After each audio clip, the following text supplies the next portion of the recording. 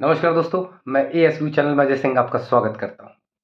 दोस्तों, कहा जाता है कि जब आप किसी के लिए बहुत बुरा सोचते हैं तो आपके साथ भी बहुत बुरा होगा। कुछ ना कुछ ऐसा होगा जो आपको ये बताएगा कि आप लोगों के लिए अच्छा नहीं सोचते। इसलिए हमेशा कोशिश करना चाहिए कि आप लोगों के लिए अच्छा सोचें और अच्छा करें। ये बात मैं इसलिए कह रहा हूं दोस्तों, क्योंकि आज मुझे बांग्लादेश की जो परिस्थितियां नजर आई उसको देख के मुझे समझ में आया कि गड़बड़ हो गई। बांग्लादेश, अभी आपने सुना ही होगा, बड़ा हंगामा हो रहा है बांग्लादेश के अंदर। बांग्लादेश की जो सरकार है दोस्तों, वो कभी भी हिंदुस्तान को देख के खुश नहीं रहती। कभी वो चाइना से दोस्ती करती है, कभी वो पाकिस्तान से दोस्ती करती है। बांग्लादेश की जो आवाम है वो भी हिंदुस्तान की आवाम को देख के कभी खुश नहीं होती, बल्कि उसकी आवाम हमारी आवाम से बड़ी नफरत करती है। जबकि वो जानती है कि हिंदुस्तान ही वो एकमात्र देश था इस दुनिया का जिसने बांग्लादेश को आज़ाद करवाया और बांग्लादेश को एक स्वतंत्र राष्ट्र के रूप में मान्यता प्रदान की। इतना सब कुछ करने के बाद भी अगर आप किसी के लिए अच्छा नहीं सोच सकते तो आपके इंसान होने का कोई मतलब नहीं बचता। खैर, जो जैसा कर्म करेगा वैसा फल देगा भगवान, ये है गीता का ज्ञान। आज दोस्तों, बांग्लादेश के अंदर इतना हिंसक प्रदर्शन हुआ है, इतना हिंसक प्रदर्शन था कि बांग्लादेश के आंदोलनकारी बांग्लादेश के जो प्रधानमंत्री आवास था उसमें जाके घुस गए। उसके किचन में से खाना निकाल के खा रहे थे। शेख हसीना जी की जो बेडरूम है उसमें घुस गए, वहां पे बिस्तर पे सोए हुए थे। बकरी लेके घुसे हैं, चोरी की है, जो कुछ कर सकते थे वो सब किया उन्होंने। और तो और, शेख हसीना जो वहां की प्रधानमंत्री हैं, उन्होंने इस डर के मारे अपने पद से इस्तीफा दे दिया और बांग्लादेश छोड़ के अभी हिंदुस्तान के यूपी के एक शहर गाजियाबाद के हिडन एयरपोर्ट पे उतर गई हैं। बताइए आप, इसे कहते हैं कर्मों का फल। देश की प्रधानमंत्री अपने देश को छोड़ के भाग गई। अच्छा, उनके इस्तीफे की जो पुष्टि की है वो वहां के सेना प्रमुख जनरल वकार उर जमान ने कर दी है कि हाँ, उन्होंने अपने पद से इस्तीफा दे दिया है। और आर्मी ने ये कह भी दिया है कि हम एक अंतरिम यानी एंटरिम गवर्नमेंट जो है वो फॉर्म करने जा रहे हैं। हो सकता है आने वाले समय के अंदर जो प्रदर्शनकारी हैं उनका गुस्सा शांत हो जाए, लेकिन अभी हाल फिलहाल ऐसा कुछ लग नहीं रहा है। कहानी ये है दोस्तों कि आखिर बांग्लादेश के अंदर ऐसा क्या हुआ कि इतना हिंसक प्रदर्शन, इतना बड़े पैमाने पे, और ऐसा प्रदर्शन कि जिसमें 300 से ज्यादा लोग मारे जा चुके हैं और 4 लाख लोग आंदोलनकारी सड़कों पे हैं, जिनमें से ऑलमोस्ट जो है वो छात्र हैं, स्टूडेंट्स हैं। तो ऐसा हुआ क्या? मैं बताता हूं आपको दोस्तों, हुआ क्या। 1971 में बांग्लादेश आजाद होता है। शेख मुजीबुर रहमान साहब जो हैं, जिस दिन ये आजाद हुआ देश, उस दिन यहाँ पे 80% कोटा सिस्टम लागू कर दिया गया। 80% सरकारी नौकरियों के अंदर ये सिस्टम चलता रहा। लेकिन 2012 के अंदर, इस बीच में कई बदलाव भी आए, लेकिन 2012 के अंदर इसमें आखिरी बार एक बदलाव आया। बदलाव क्या था कि अब सरकारी नौकरियों में 80% आरक्षण नहीं होगा, अब केवल 56% आरक्षण होगा। इन 56% कोटा सिस्टम लागू होगा। अभी 56% को उन्होंने डिवाइड कैसे किया? तो डिवाइड ऐसे किया उन्होंने कि 30% जो था वो स्वतंत्रता सेनानी जो थे उनके परिवार वालों को आरक्षण मिलेगा, यानी फ्रीडम फाइटर्स के फैमिली वालों को। 10% मिलेगा किनको? जो पिछड़े जिले हैं, उन जिलों से जो आने वाले लोग हैं उनको मिलेगा। 10% मिलेगा महिलाओं को, 5% मिलेगा अल्पसंख्यक माइनॉरिटी को, और 1% मिलेगा हैंडीकैप्ड को। इस तरीके से ये 56% हो गया। ये सिस्टम चल रहा था, लेकिन 2018 में छात्र जो थे, स्टूडेंट्स, इस सिस्टम के खिलाफ रोडों पर उतर गए और 4 महीने तक बहुत गजब का प्रोटेस्ट किया। इस प्रोटेस्ट से शेख हसीना सरकार को एक मौका मिला। वो खुद भी चाहती थी कि कोटा सिस्टम खत्म हो, उनको ये मौका स्टूडेंट्स ने दे दिया। उन्होंने स्टूडेंट का समर्थन कर दिया और कह दिया कि ये सिस्टम खत्म हो गया। अब आज के बाद बांग्लादेश के अंदर सरकारी नौकरियों में कोई कोटा सिस्टम नहीं लागू होगा। अब ये बात चल ही रही थी कि क्या मालूम हाई कोर्ट को क्या सूझी कि हाई कोर्ट ने 5 जून 2024 को एक जजमेंट देती है। वो कहती है कि 2018 से पहले बांग्लादेश के अंदर सरकारी नौकरी में जो कोटा सिस्टम था उसको लागू कर दिया जाए, यानी 56% आरक्षण फिर से दिया जाए। इतना जजमेंट देना था कि फिर से स्टूडेंट रोड पर उतर गए और उन्होंने प्रदर्शन चालू कर दिया। अभी प्रदर्शन चल रहा था, हिंसात्मक नहीं था। लेकिन शेख हसीना कहते हैं ना कि विनाशकाले विपरीत बुद्धि। शेख हसीना को ना जाने क्या सूझा, उन्होंने इस आंदोलन को बड़ी ही बर्बरता के साथ दबा दिया और शुरुआत कर दी। इसमें बहुत लोग मरे भी और बहुत उन्होंने एक दमन चक्र चला दिया। इससे ये आंदोलन दबा तो नहीं, ये आंदोलन और खूंखार हो गया, खतरनाक हो गया। अब लोग सड़कों पर उतर गए और उन्होंने पूरा उत्पात मचा दिया। अभी आपने न्यूज़ देखे ही होंगे, सरकारी बसें जला दी, मेट्रो स्टेशन जला दिए, मेट्रो ट्रेन जला दिए, और तमाम चीज़ें जो भी सरकारी थी, और जो अवामी लीग जो उनकी पार्टी है उसके जो भी लीडर्स थे, जो वर्कर्स थे, उन सबको मारने पीटने शुरू कर दिया उन लोगों ने। फाइनली सुप्रीम कोर्ट, बांग्लादेश के सुप्रीम कोर्ट को इसमें इंटरफेयर करना पड़ा।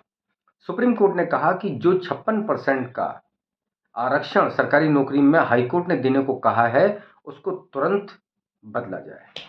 उन्होंने कहा, पहली बात तो हाई कोर्ट को ये आदेश देने का अधिकार था ही नहीं, आपने क्राइटेरिया से आगे बढ़ के उसने ये जजमेंट दिया है, इसलिए हम तुरंत इस जजमेंट को रद्द करते हैं और अब सरकारी नौकरी में 56% आरक्षण नहीं मिलेगा, केवल 7% आरक्षण रहेगा, सिर्फ 7%। 7% में भी कैसे बांटा उन्होंने? 5% जो था, 5% का कोटा फ्रीडम फाइटर के परिवार वालों को रहेगा, 2% में माइनॉरिटी रहेगी, ट्रांसजेंडर रहेंगे और हैंडीकैप लोगों को मिलेगा। ये एक बड़ा अच्छा जजमेंट था सुप्रीम कोर्ट का, ये मतलब सराहनीय था, इसमें कोई दो राय नहीं है और इसको समर्थन करना चाहिए था। और सुप्रीम कोर्ट ने एक चीज़ और अच्छी बोली थी बांग्लादेश के, कि अब सरकारी नौकरी में 93% लोग जो हैं वो मेरिट के आधार पर चुने जाएंगे, यानी जिसमें जितनी काबिलियत होगी वो नौकरी ले ले। ये अच्छा, एक बढ़िया जजमेंट था। छात्र खुश हुए, छात्रों ने कहा कि हाँ, ये बहुत अच्छा जजमेंट है और हम इसको सपोर्ट करते हैं। लेकिन लेकिन लेकिन उन्होंने कहा कि शेख हसीना अपने पद पर नहीं रहेंगी। क्यों? क्योंकि उन्होंने इस आंदोलन को बहुत बर्बरता से दबाया था और हम इसको, ये एक्सेप्टेबल नहीं है, इसलिए ये तुरंत रिजाइन करें। लेकिन शेख हसीना रिजाइन करने को तैयार नहीं थी। आंदोलन भयानक बढ़ता गया, भयानक रूप ले लिया और फाइनली छात्र अपने मकसद में कामयाब हुए और आज उन्होंने शेख हसीना से रिजाइन करवा ही दिया और तो और देश तक छुड़वा दिया। मतलब छात्र जो थे उन्होंने अपनी स्टूडेंट पावर को दिखाया। और आप जानते हैं दोस्तों कि दुनिया के अंदर सबसे खतरनाक पावर जो होती है वो स्टूडेंट्स पावर होती है। तो एक बार फिर से स्टूडेंट पावर की जीत हुई, लेकिन जीत तो स्टूडेंट पावर की हुई लेकिन देश हार गया। क्योंकि देखिए दोस्तों, बांग्लादेश एक कट्टरपंथी देश है, इसमें कोई दो राय नहीं है, लेकिन उस देश के अंदर जो शेख हसीना है वो एकमात्र ऐसी लेडी है जिसको वास्तव में शासन करना आता है और कहीं ना कहीं वो अपने पड़ोसियों से अच्छे संबंध बनाना जानती हैं। क्योंकि अब जो लीडर वहाँ पे आएंगे उनका मुझे मालूम नहीं है किसको हाथ में सत्ता जाएगी, लेकिन मुझे ऐसा लगता नहीं कि कोई ऐसा आएगा जिसका इंडिया से अच्छे रिलेशन रहेंगे। तो अब वो तो खैर अब वेट एंड वॉच की स्थिति है कि अब देखते हैं क्या होता है क्या नहीं होता। लेकिन कहीं ना कहीं एक चीज़ हमें सोचना चाहिए कि कोटा सिस्टम, सुप्रीम कोर्ट का जो जजमेंट था, ये जजमेंट अच्छा है, ये जजमेंट अच्छा है, इसमें कोई दो राय नहीं है। हमारे देश पे क्या फ़र्क पड़ेगा? अगर हम पड़ोसी के नाते देखें तो हमारे देश में क्या फ़र्क पड़ेगा? तो ऐसा हो सकता है कि कहीं न कहीं हमारे देश में भी इस तरीके की चिंगारी भड़क सके। लेकिन हमारा सिस्टम इतना कमज़ोर नहीं है, इसलिए थोड़ा मुश्किल है, क्योंकि हम लोग जो हमारा रिज़र्वेशन सिस्टम है उसको बना के चलते हैं, हम उसमें ऊँच-नीच नहीं करते। तो हमारे देश के अंदर ऐसा होना थोड़ा-सा मुश्किल लगता है, ऐसा मेरे ख़्याल से होगा नहीं ऐसा। लेकिन एक पब्लिकली अगर अपन बात करें, एक ये मेरा अपना एक इंडिविजुअल ओपिनियन है, तो मैं ये नहीं कहूँगा कि आप मेरे ओपिनियन से सहमत हों या ना हों, आप एग्री और डिसएग्री दोनों हो सकते हैं। लेकिन कोटा सिस्टम जो है वो ख़त्म होना चाहिए दोस्तों। क्योंकि कोटा सिस्टम अगर आप केवल कास्ट बेस पे देते हैं, सिर्फ़ कास्ट बेस पे, तो मेरे ख़्याल से मैं ऐसा मानता हूँ कि आप इस देश के अंदर कास्टिज़्म को ख़त्म करना ही नहीं चाहते। ये देखिए, दोनों अलग-अलग चीज़ें हैं। एक तरफ तो आप कहते हैं देश में जातिवाद खत्म हो जाए और एक तरफ कोटा सिस्टम है। तो आप मुझे बताइए, जब दोनों चीज़ें रहेंगी तो जातिवाद खत्म कैसे होगा? क्योंकि कोटा सिस्टम जो है, आरक्षण तो आप जातिवाद पे ही दे रहे हैं ना, तो खत्म कैसे होगा? दूसरी बात दोस्तों, कि मैं व्यक्तिगत तौर पे, मैं एक टीचर हूँ। मैं व्यक्तिगत तौर पे कई ऐसे एससी, एसटी और ओबीसी के बच्चों को जानता हूँ, जिनमें गज़ब का टैलेंट है, जो गज़ब के इंटेलिजेंट हैं। कइयों को तो मैं पढ़ाता भी हूँ। तो उनको, मेरे ख्याल से तो उनको किसी भी रिज़र्वेशन की कोई ज़रूरत नहीं है, वो कहीं भी फाइट कर सकते हैं और आराम से जॉब को ले सकते हैं। वो इतने टैलेंटेड हैं। और अगर मान लीजिए कि एक घर के अंदर किसी एक व्यक्ति को, मान लीजिए पिता को रिज़र्वेशन का बेनिफिट मिला है, तो फिर उसके बच्चे को ये नहीं मिलना चाहिए। क्योंकि अगर ये पीढ़ी दर पीढ़ी बढ़ता रहा, तो फिर ये सिस्टम खत्म कैसे होगा? और जो एक्चुअल है, जिसको मिलना चाहिए, उसको कब मिलेगा? पहली बात तो मैं ये कहना चाहता हूँ कि रिज़र्वेशन जो है, ये कुल मिला के आर्थिक व्यवस्था के आधार पे देना चाहिए। इकोनॉमिक सिस्टम के आधार पे आप बांटिए। कास्ट से पढ़ाई का कभी कोई सरोकार नहीं रहा। देखिए, मैं जानता हूँ इस बात को कि देश के अंदर पहले हालात दूसरे थे, कई चीज़ें पहले बनी हैं, बिगड़ी हैं, अत्याचार हुआ है, इस बात को नकारा नहीं जा सकता। लेकिन अभी हालात ऐसे नहीं हैं। अब गवर्नमेंट पूरा सपोर्ट करती है, दूसरे लोग सपोर्ट करते हैं। हर जात, हर धर्म का आदमी शिक्षा को लेके बड़ा अवेयर है। तो ये सिस्टम खत्म होना चाहिए और अब लोगों को खुला कंपटीशन फाइट करने दीजिए कि हाँ भाई, जिसमें टैलेंट होगा, जिसमें एबिलिटी होगी, कैपेबिलिटी होगी, वो जॉब ले जाए। कोटा सिस्टम के अगेंस्ट में मैं हमेशा रहा हूँ। ये मेरा देखिए अपना पर्सनल व्यू है।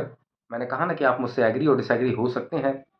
खैर, ये आपका अपना ओपिनियन है कि आप मानते हैं कि रहना चाहिए। मेरा मानना है कि नहीं रहना चाहिए। मैं आज भी टैलेंट पे ज़्यादा विश्वास करता हूँ, कास्ट बेस पे रिजर्वेशन पे नहीं करता। तो इसलिए मेरा मानना ये है कि आप अपने टैलेंट को दिखाइए, क्योंकि आज के समय के अंदर पढ़ाई का सबको मौका मिलता है। ऐसा कोई नहीं जिसको मौका नहीं मिलता। मौका उसी को नहीं मिलता जो पढ़ना ही नहीं चाहता, वरना तो सबको मौका है। सरकार कितना कुछ कर रही है पढ़ाने के लिए, प्राइवेट स्कूल कितना कुछ कर रहे हैं कि पढ़ें लोग, और उसके बाद भी अगर कोई पढ़ना नहीं चाहता और कास्ट को सामने ले आता है तो फिर वो कर पाए। इसलिए बांग्लादेश की स्थिति से हम सीखते हुए, और भारत में ऐसा कुछ ना हो, क्योंकि भारत की व्यवस्था बहुत मजबूत है, भारत में ऐसा कभी कुछ नहीं होगा। लेकिन फिर भी मैं बांग्लादेश के सुप्रीम कोर्ट से कहीं ना कहीं एग्री करता हूँ कि कोटा सिस्टम यहाँ भी ख़त्म होना चाहिए और आदमी को टैलेंट के आधार पे जॉब लेना चाहिए। दोस्तों, आप अपने टैलेंट पे विश्वास कीजिए, अपने जात और कोटे पे कभी विश्वास मत कीजिए दोस्तों, क्योंकि आपका टैलेंट हमेशा आपके साथ रहेगा।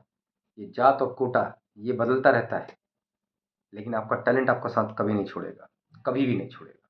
इसलिए आप सिर्फ विश्वास उस पर करिए जो आपका अपना है, जो आपके दिमाग के अंदर है, तो ये आपके साथ हमेशा है। दोस्तों, आज के लिए बस इतना ही। कल एक नए विषय पर मिलते हैं। बहुत बहुत धन्यवाद। भारत माता की जय। जय सिया राम।